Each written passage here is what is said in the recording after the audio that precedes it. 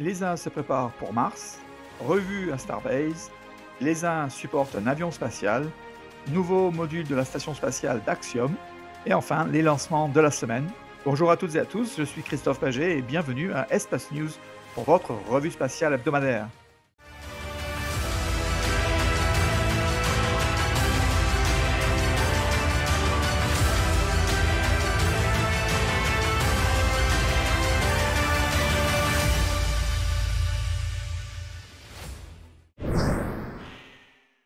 L'Agence spatiale européenne a mené à bien un test de largage crucial pour le système de parachute de sa mission ExoMars, le plus complexe jamais conçu pour Mars.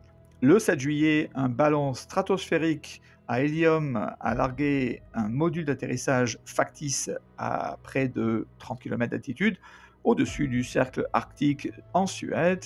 Ce largage à haute altitude a simulé la fine atmosphère martienne, permettant le déploiement de deux grands parachutes, un premier parachute de 15 mètres de large et un deuxième de 35 mètres de large, ce qui est un record.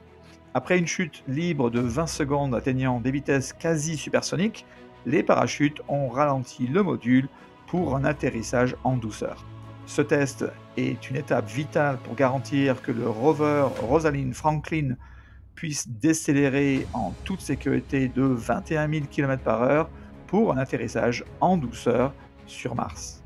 À Starbase, le pas de lancement numéro 1 est toujours en conversion pour supporter les essais moteurs statiques du Starship pendant les réparations au site de Massey.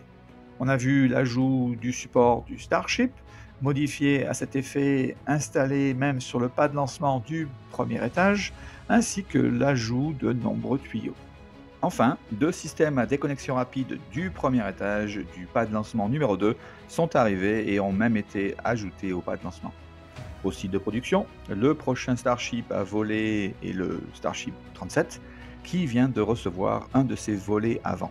Un peu plus loin dans le golfe du Mexique, SpaceX a repêché la partie inférieure du premier étage super lourd numéro 13, qui a dû amérir durant son retour sur site à cause d'un problème sur la tour Mekasila numéro 1. Invictus, qui veut dire Interceptor versus Intercontinental Unmanned Threat Suppression, est un projet ambitieux de l'Agence spatiale européenne visant à développer un avion hypersonique réutilisable. Il est conçu pour voler à des vitesses extrêmes, atteignant Mach 5, donc 5 fois plus que la vitesse du son, et à des altitudes très élevées, autour de 25 à 26 km, à la limite de l'espace.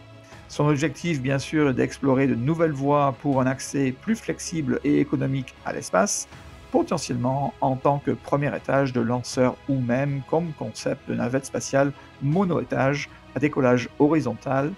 Donc, le projet met l'accent sur les technologies de propulsion avancées, comme les stratoréacteurs et la réutilisabilité.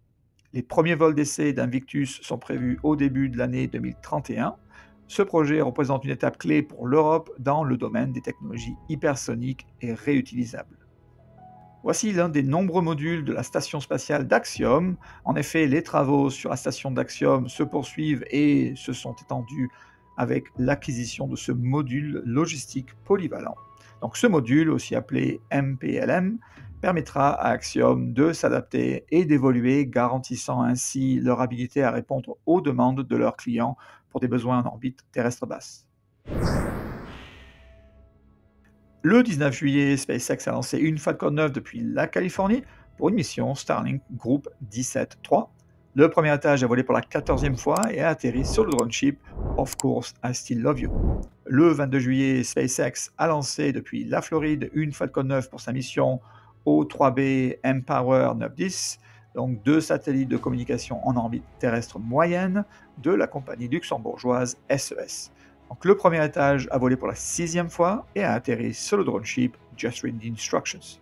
Et le 23 juillet, SpaceX a lancé une Falcon 9 depuis la Californie pour sa mission Traces, deux satellites de reconnaissance pour la reconnexion en tandem et l'électrodynamique de la cuspe polaire de la NASA. En gros, il cherche le lien entre les champs magnétiques au pôle et les vents et éruptions solaires.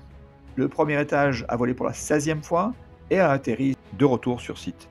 Et donc, en résumé, du 1er janvier au 24 juillet 2025, 154 fusées ont été lancées avec succès et donc sur ce total, 104 provenaient d'une entreprise américaine. Je vous quitte cette semaine avec 2 images prises par les télescopes spatiaux Hubble et James Webb d'une zone vibrante de gaz et de poussière et d'étoiles, abritant les amas ouverts de NGC 460 et NGC 456 dans le petit nuage de Magellan, quelques 200 000 années-lumière de la Terre. C'est une galaxie naine en orbite autour de notre Voie lactée et présente un intérêt particulier en raison de sa faible teneur en métaux, limant les conditions de l'univers primitif, ce qui en fait un excellent laboratoire pour étudier la formation stellaire précoce et le milieu interstellaire cosmique. La vue de Hubble à gauche révèle les gaz ionisés et les bulles bleues formées par les vents stellaires, tandis que la vision infrarouge de James Webb met en évidence les amas et les délicates structures filamenteuses de poussière chaude, ainsi que les sites actifs de formations stellaires abritant de jeunes étoiles, ce qui est la photo sur la droite. Une bonne comparaison de performance entre les 2 télescopes. Merci d'avoir regardé votre chaîne Espace News. À bientôt pour un nouvel épisode de votre Actualité spatiale.